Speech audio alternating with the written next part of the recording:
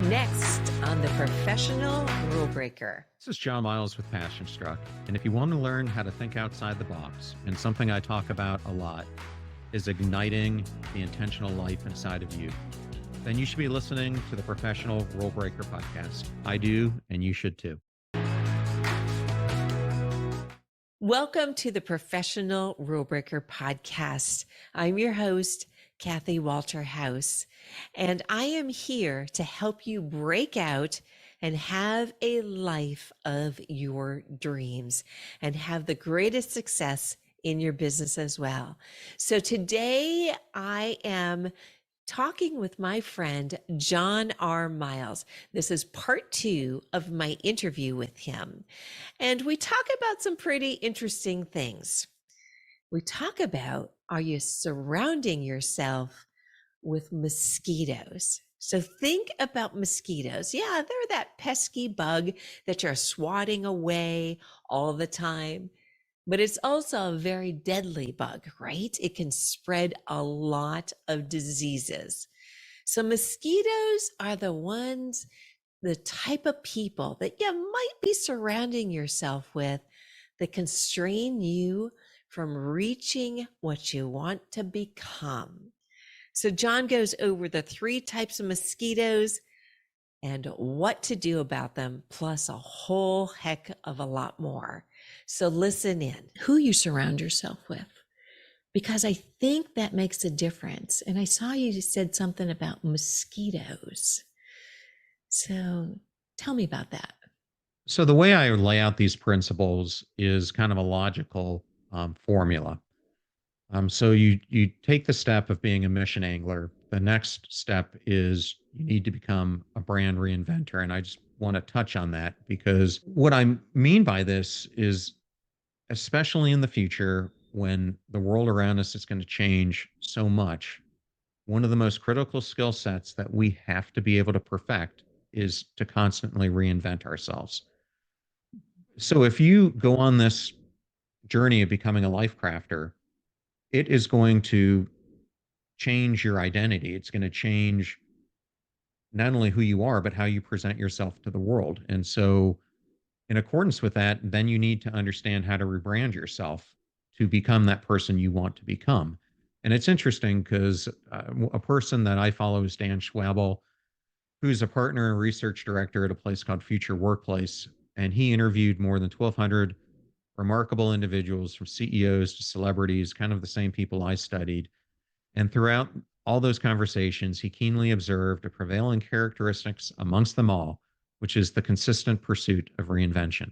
Mm-hmm. So once you've gone down this path of reinventing and you're gaining momentum, even before you start confronting your fears, one of the first things that starts impacting you are invisible influences, whether they're the activities that you are accustomed to putting yourself into, or the people that you surround yourself with. And so as I was thinking about this, I was on one of these walks, and I use this a lot of times to kind of think about a chapter I want to write about. And I was thinking about invisible influences and how they pervade our life. And I happened to then listen to a podcast or a radio show, I can't remember.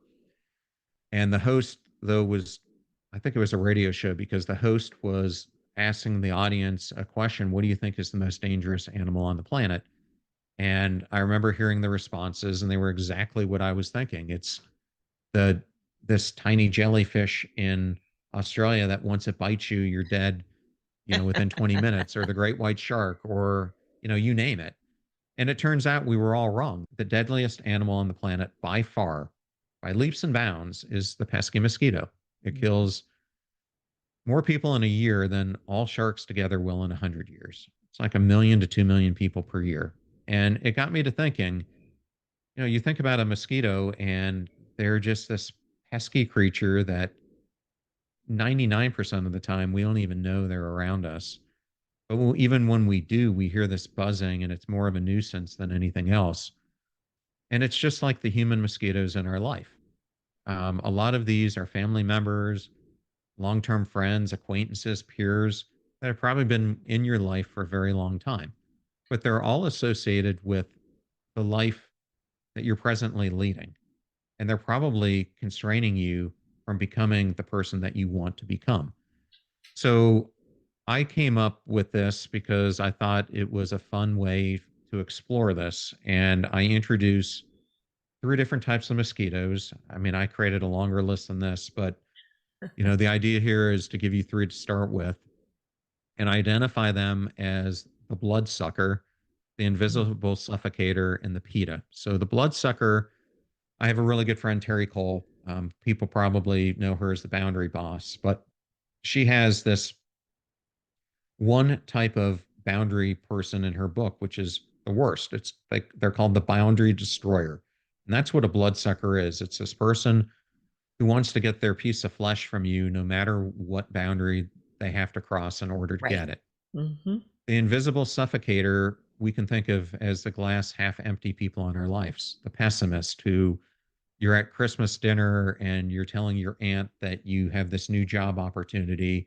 And instead of being happy for you and talking to you about the positives, she's immediately talking to you about all the negatives and the impacts that it's going to have on your life that make it sound like dreadful that you should even think about approaching it.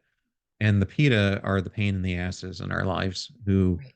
are all around us and create so much damage. So what I advocate that you do is you start looking at these influences who are around you by a simple way to do it is just think about a target and shooting archery and start putting the five closest people to you in that inner circle, the next 5 to 10 in the circle outside of that, and just build 3 or 4 layers deep.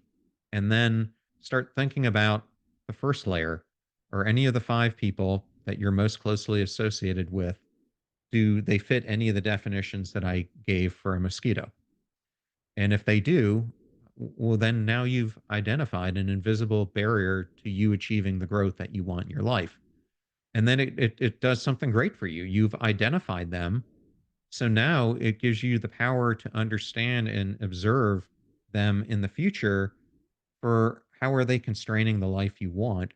But more importantly, they give you the ammunition now that you've recognized them to do something about it. And I'm not saying that you have to completely swat them out of your life, although it may come down to it, but you can definitely start enforcing the boundaries that you want to set for your life. And that leads to one of the behavior shifts that I talk about, which is becoming a boundary magnifier, because the more you push those boundaries, greater propellant you're going to have to achieve the life you want. But first Absolutely. you got to deal with them, and then you got to magnify your boundaries to prevent them from coming back in, because the last thing you want to do is start setting up a boundary and then not being consistent with it. Mhm. The best thing you can do is to start establishing a boundary and then magnifying it over time. So you start asserting that boundary more and more.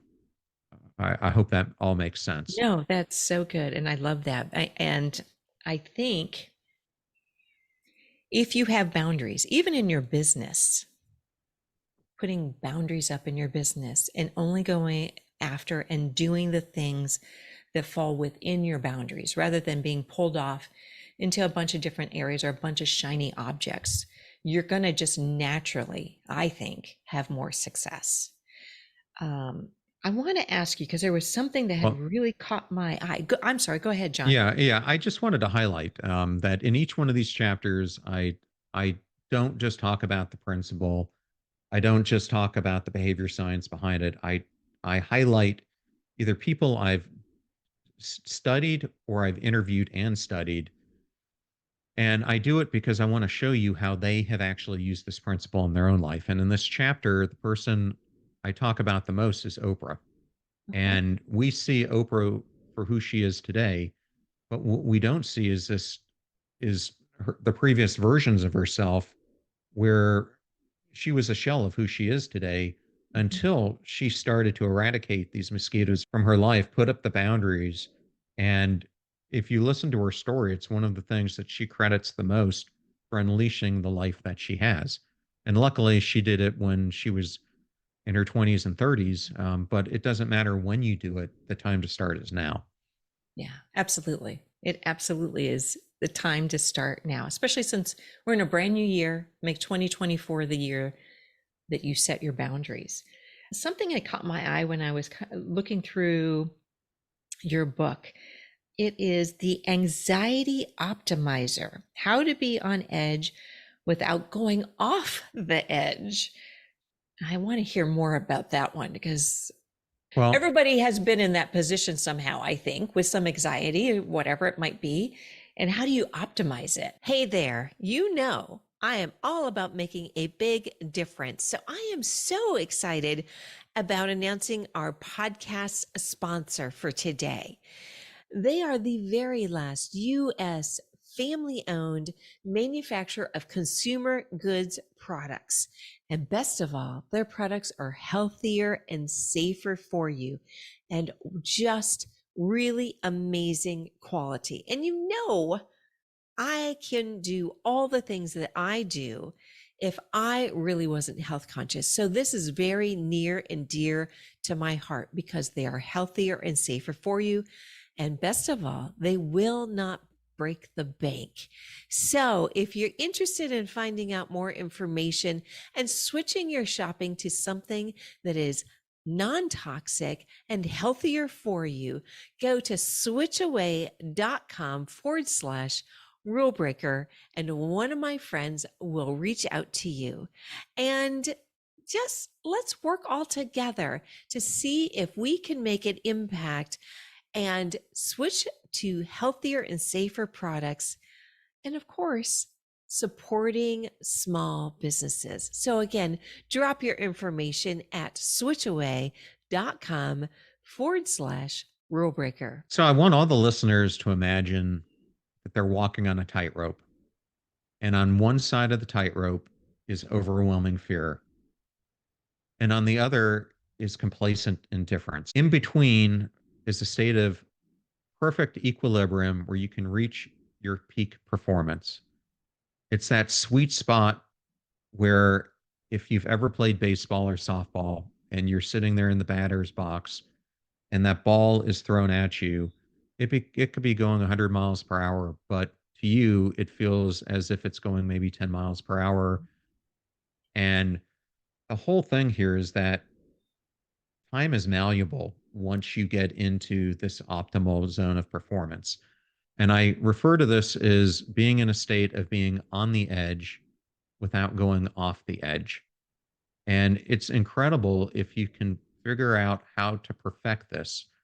And I'll just give you a great study on this. McKinsey came out with this study that showed that executives or individual contributors, entrepreneurs, whoever it is, those who get into a consistent state of optimal anxiety, their performance is 400% greater than their peers. Mhm. The reason why is that the study also goes on to say that they're able to achieve in 2 hours of being in this optimized zone what a typical person achieves in 8. And so it really becomes then, how do you put yourself into this state? How do you start seeing anxiety not as I was mentioning earlier, this negative fuel, but this powerful propellant? It's kind of like a flame, that a flame can have negative connotations, but if you harness it in the right way, it can have overwhelming power. The same thing with anxiety.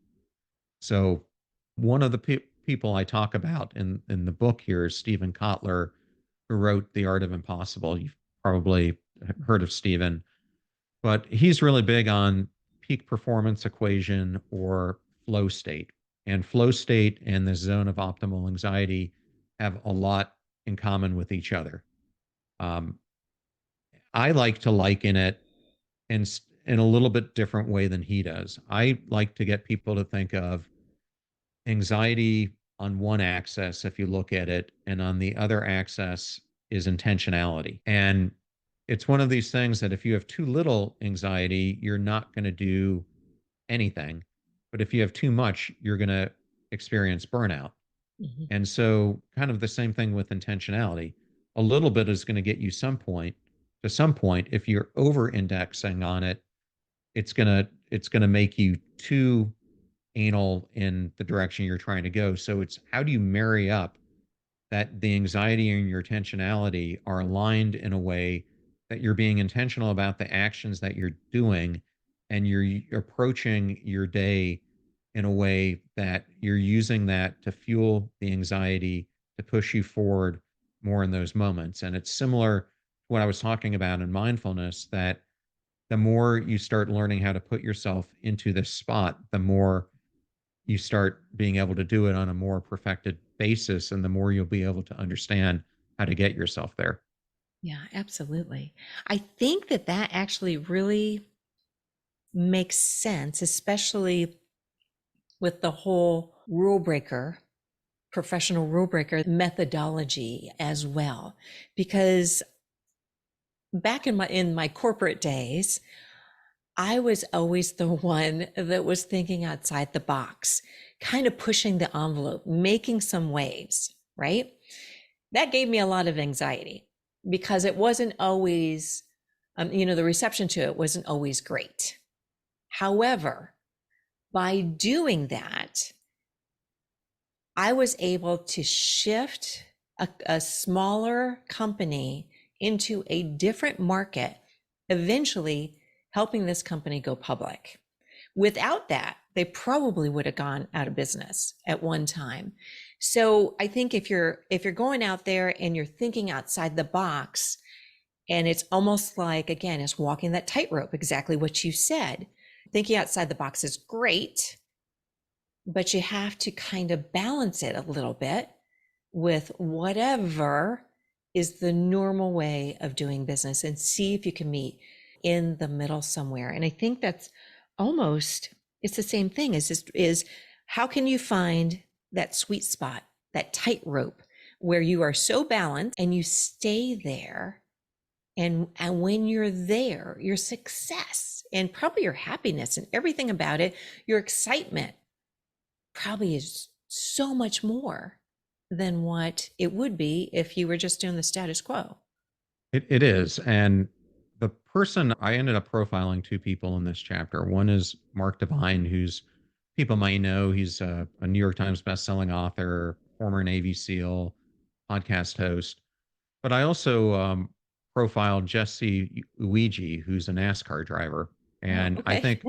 I think a NASCAR, he happens to be a military veteran too, but I think a NASCAR driver is an interesting way to think about this, because in Jesse's story, he wasn't always a NASCAR driver. He went to the Naval Academy, played football at the Naval Academy, and while he was on a cruise, decided that he wanted to become a race car driver. And imagine going from the profession of being a naval officer to NASCAR driver. I mean, that, talk about a huge gap that you've got to go through.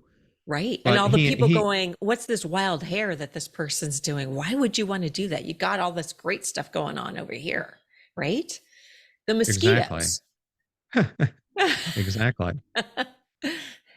Well, as he was getting into this NASCAR career, he was telling me about when he started getting into the car and racing, how many times he was crashing because he wasn't controlling his anxiety in the right way. And when he was too cautious, it would cause him to wreck, because he would do something where he'd pull up when the driver behind him Oh, or would have thought that he was going to take a different direction. And when he leaned too far into it, he'd wreck because he'd push himself too far. And he said that over time, he learned how to get the balance right. And he's the one who came up with this whole idea of, I learned how to be on the edge without going on the edge. And that's when I started to win races and to perform much better. And I think it's a great way for us to think about it. And I just wanted to give, I'm not going to give all the steps away, but I'll just tell you, like, here are two or three steps to start the journey. The first thing you got to do is you need to acknowledge and understand your anxiety. And this starts with recognizing, when you feel anxious, what is the trigger behind it? Awareness is the first step in transformation. And by identifying the sources of your anxiety, you begin to address them constructively. The second thing is that you need to reframe the narrative, and recognizing that anxiety is a natural reaction to stress is so important. So instead of seeing it as an adversary, reframe your narrative to view it as an ally. And the third thing is to channel your concentration. In critical situations, the key is to maintain intense focus. It gets back to learning how to be present in the moment. So direct your anxious energy towards specific, achievable goals to prevent it from becoming an unproductive worry. Those are just three starting points. I talk a lot more in that chapter, but that'll get a listener started. Oh, yeah, absolutely. And I think everybody needs to go to your book and read it as well. So, where else can people find you? If they're looking for you, where can they find you, John? So it so you and I could have had a whole discussion on personal branding because Oh my I gosh, remember I so many things we can remember discuss. I'm going to have you back, by the way. I I remember when I started I mean long before I did the podcast or anything else, I had come up with these concepts that weren't even called PassionStruck at the time. And I didn't even have a name for it, but I I'd was be curious to trying find to out what they were. I'd be curious. Let me know what one of them was. I I wanted to write this book. I didn't have a great name for it. I was starting to reach out to agents, and all the agents were coming back to me with, "Man, you don't even have a personal brand. How do you even know that any of this is going to resonate with anyone and you don't even have a tribe?" So, I spent a lot of time changing that, and one of the biggest tips I will give anyone who's out there right now is regardless of where you work, what position you're in, etc., don't underestimate the importance of having a personal brand because it, it is a mistake I made because the companies I was with, and let's face it, they're not the biggest advocates of you having a personal brand because it benefits you, doesn't benefit them. They want you to be talking about them. But here's where it's extremely important for you. So think about that job that you have and that you're in sales like you have done, Kathy, and someone that you're going to meet is going to obviously do research about you. Are they going to feel more comfortable meeting with someone who's anonymous or someone who they can look up on social media and they at least know what they stand for and there's a brand behind them personally that they can understand who that person is? Or the more important one is you're on a job potential search, it's so much better to have a brand that you've cultivated, blogs, everything else that represents who you are. And that goes such a long way in helping you land the jobs you want and becoming more discoverable for people. So those are just two examples. But you can find me at this point pretty much anywhere. If you just type in John R. Miles, that's where I'm on at all the social platforms. My website is John R. Miles and my other company website is PassionStruck, and then of course the PassionStruck podcast. So you also had mentioned to me in our pre-show that you have a quiz that you would like to offer to the listeners. Tell me about that.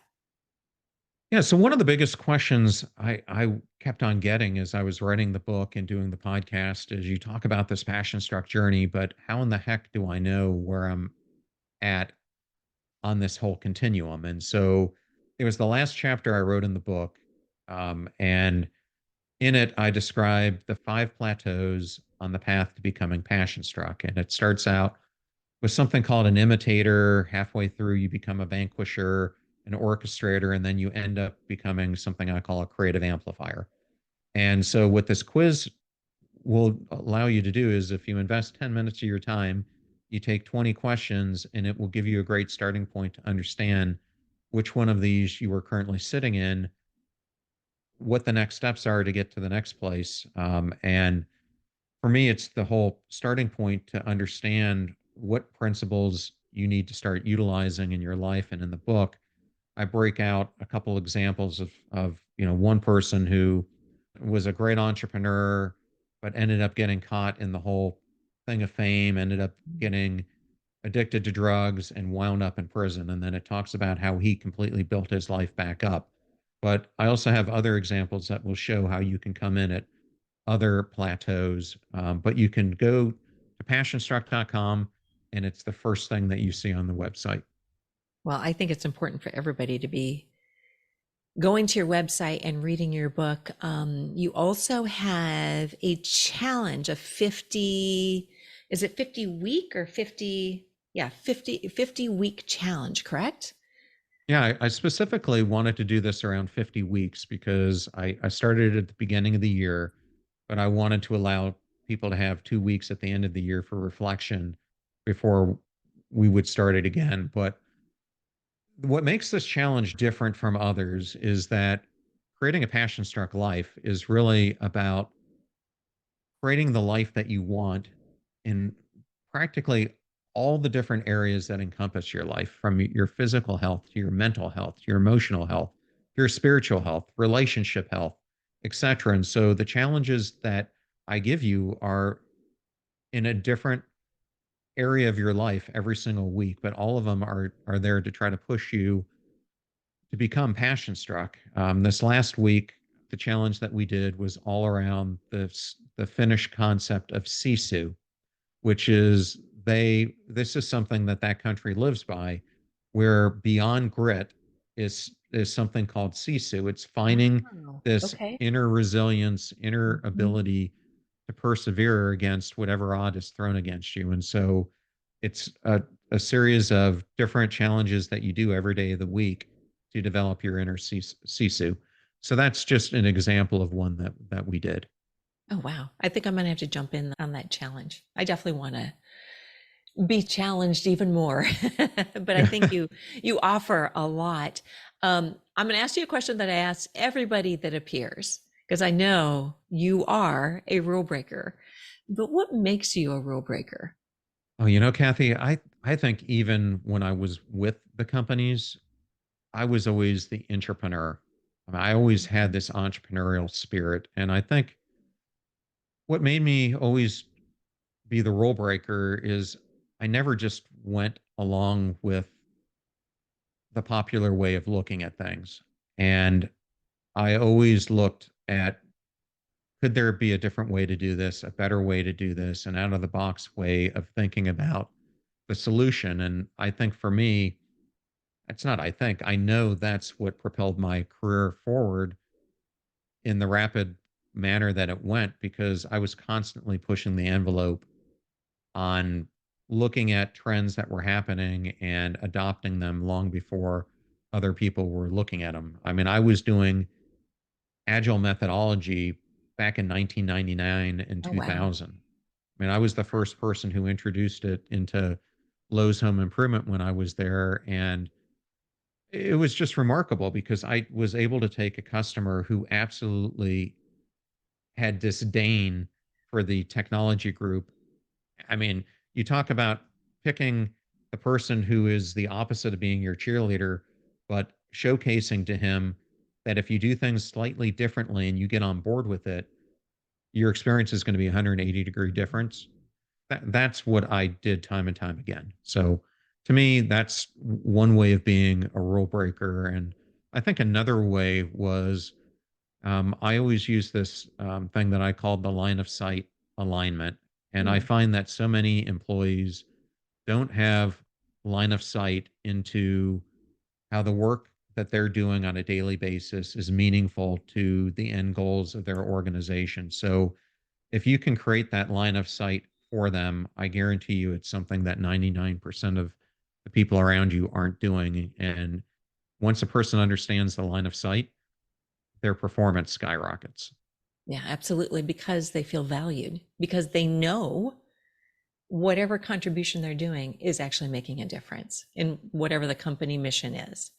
So I love that. Yeah, I think you and I are a lot the same. I think I was the entrepreneur as well, and in the company. And I think when you are like that, because no matter what I did, I always did um, my everyday action as if this was my own business. And I think when you do that, you really can propel yourself into like greater success, whether it's your life or it's the thing that you do if you work for someone, or if you actually even just have your own business as an entrepreneur. So Absolutely. Well, I am so glad we had you here on the show. I know all of my listeners have learned a lot from you, and I will have all your information and everything we talked about in the show notes.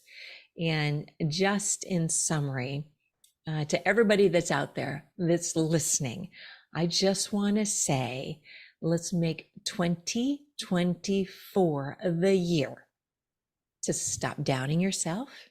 I want you to do an about face on all your fears. I want you to rise to the challenge. And I want you to be, just like what John said, a life crafter.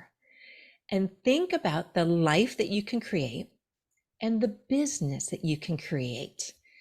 And of course, when you're doing that, it's like throwing a stone into a stream, and you're creating this amazing ripple effect for yourself and so many other people out there. So I want to thank everyone today for listening. And I want to thank you, John. You've really been amazing. And I would love to have you back as well. And everybody go out there, grab his book, listen to his podcast. And again, everything will be in the show notes. So thanks again, John. Kathy, thank you so much for having me. It was my honor to be here. Oh, thank you.